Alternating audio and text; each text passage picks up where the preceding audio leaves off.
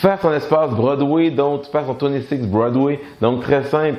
Donc, faire son espace de bureau, donc une place merveilleuse, simplement pour être le plus productif possible. Donc, ton bureau, tu fais un extreme makeover. Le défi est le suivant. Tu prends une photo de ton bureau, donc où tu travailles, et tu l'envoies à quelqu'un, comme moi. Et ensuite de ça, 30 jours plus tard, ou ça peut être 7 jours plus tard, 15 jours, peu importe, tu renvoies une autre photo de toute la réorganisation que tu as faite. C'est sûr que si c'est juste un petit ménage vite fait du bureau, c'est pas un gros défi. Mais si tu prends vraiment la peine de bien classer tous les papiers, de scanner plein de documents qui traînent, mais que là tu fais juste scanner, donc ça enlève beaucoup de choses. De replacer peut-être des meubles différemment, de reconfigurer plusieurs choses, les affiches dans ton bureau, peu importe. Donc, de vraiment changer les choses, qu'il y ait vraiment un avant-après, vraiment qu'il y ait un extreme makeover de ton bureau, c'est là que ça va devenir intéressant et ça va devenir un vrai défi à ce moment-là. Donc, je veux un avant-après de ton bureau.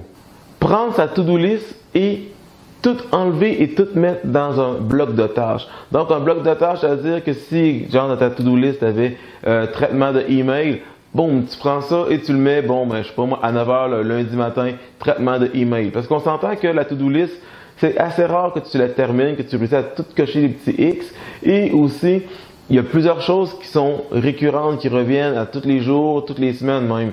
Donc, pourquoi toutes les fois faire une nouvelle to-do list pour que les mêmes choses reviennent tout le temps? Donc, mets-les tout simplement dans ton bloc, dans ton horaire, que ce soit un horaire Google, Calendar ou autre, peu importe qu'est-ce que tu utilises. Mais tout simplement de prendre ta to-do list, de tout prendre qu'est-ce qu'il y a là-dedans et de placer avec un espace de temps alloué pour l'activité que tu avais dans ta to-do list. Un nombre de temps qui est réaliste aussi, si c'est une tâche qui est un peu longue, qui est plus longue que, je sais pas moi, comme 4 heures à faire, donc tu peux la placer à différents moments dans la semaine. Mais si c'est des tâches plus courtes ou quoi que ce soit, tu trouves un moment où que tu vas être concentré à faire juste cette tâche-là, pas d'autre chose, juste la tâche en tant que telle, pendant le nombre de temps que tu t'es donné. Donc tu fais pas d'autre chose, tu fais mes traitements d'email pendant 40 minutes, rien d'autre. Une fois que c'est fait, ben, je pourrais même mettre dans une bloc de tâches, je sais pas, regarder des vidéos YouTube pendant 20 minutes. Bon, je l'ai mis. Mais au moins, le but, c'est pas de me dire, j'ai pas le droit de regarder YouTube, j'ai pas le droit de regarder Facebook.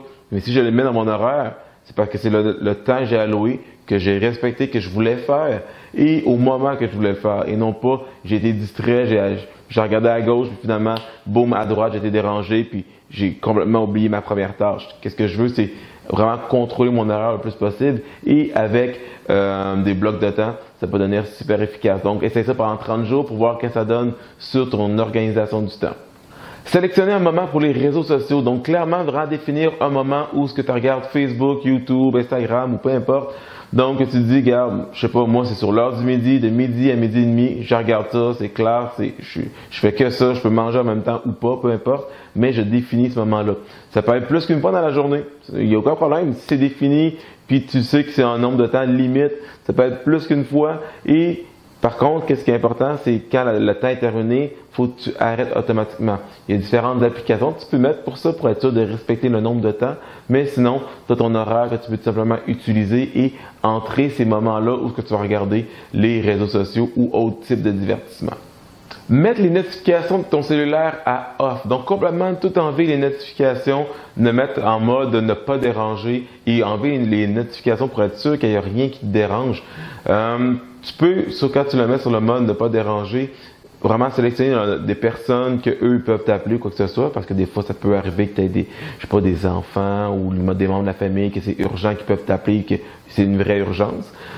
Sinon, que quelqu'un t'appelle 2 fois de suite, de toute façon, le mode ne pas déranger débarque et la personne peut t'appeler. Donc, il n'y a pas trop de stress. Donc, si c'est une vraie urgence, la personne va rappeler peut-être plus qu'une fois dans une minute.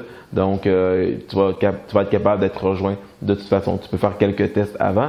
Mais sinon, vraiment, notification, tu coupes tout ça pour vraiment être déconnecté et pas être dérangé par les sons, les alarmes, les cloches, les icônes, les logos de notification. Préparer les choses pour se coucher plus tôt. Donc, exemple, tu vas te coucher à 10 heures, donc à 9 heures, tu prépares déjà toutes tes choses pour le lendemain.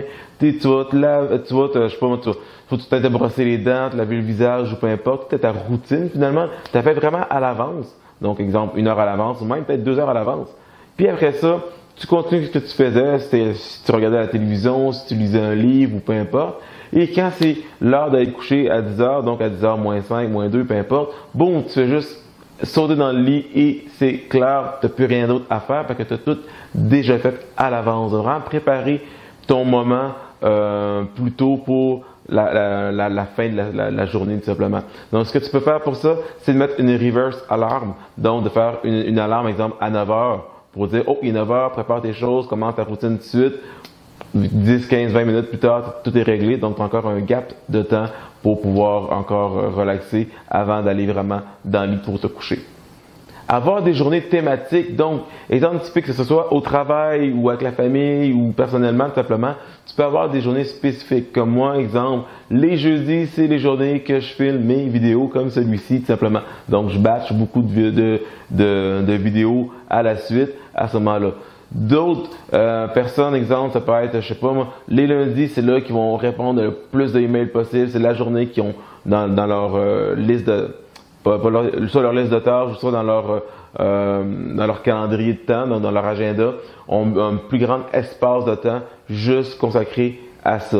Il y en a d'autres, ça peut être le service à la clientèle. Il y en a d'autres, ben, le samedi, c'est juste famille, ils coupent tout le reste, il n'y a rien d'autre. Il y en a d'autres que c'est le vendredi, c'est la journée avec le conjoint-conjointe. Peu importe c'est quoi, mais essaie d'avoir des journées thématiques pour chacune de tes journées.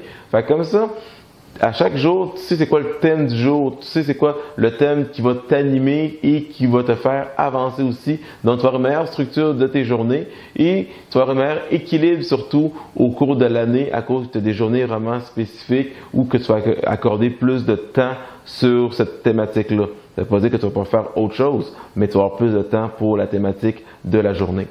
Utilisez la technique Pomodoro pour travailler, donc 25 minutes de temps de travail et 5 minutes de pause. Donc, durant 5 minutes de pause, tu peux t'étirer, tu peux t'entraîner, tu peux aller prendre de l'eau, tu peux aller dehors, tout simplement. Mais 25 minutes de travail super intense et concentré, boum! Après ça, c'est terminé, tu arrêtes et tu repars sur un autre cycle de Pomodoro. Donc, super efficace comme technique. Tu peux sélectionner qu'est-ce que tu vas faire d'avance pendant ces Pomodoro-là. Exemple, si demain tu as 6 Pomodoro ou 8 Pomodoro, peu importe, mais tu sais déjà exactement c'est quoi les blocs de tâches que tu as à faire durant ces moments-là. Donc, essaye ça. Pomodoro, très efficace.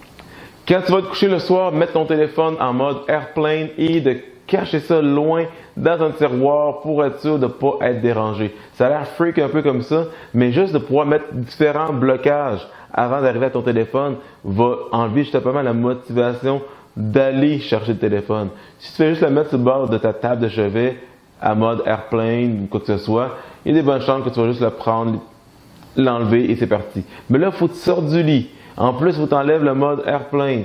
Et ainsi de suite. Donc, juste ça, ça l'amène déjà quelques blocages pour t'empêcher justement d'utiliser ton téléphone le soir. Tu peux même le changer de pièce complètement.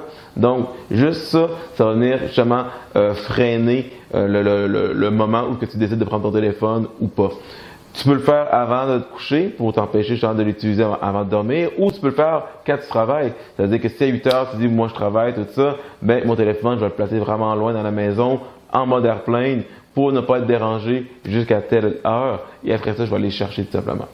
Placer un bloqueur pour les fils d'actualité. Donc, sur mon YouTube, LinkedIn, Instagram, Facebook, tout ça, j'ai mis un bloqueur, en fait, qui fait que mon fil d'actualité, il n'y a rien du tout. C'est blanc, il n'y a rien qui se passe. Sur YouTube, il n'y a pas de vidéo suggérée, vous savez, tu le sais. Sur YouTube, ça va très rapidement. Tu cliques sur une vidéo, bon, hop, lui, celui-là aussi, elle est intéressant.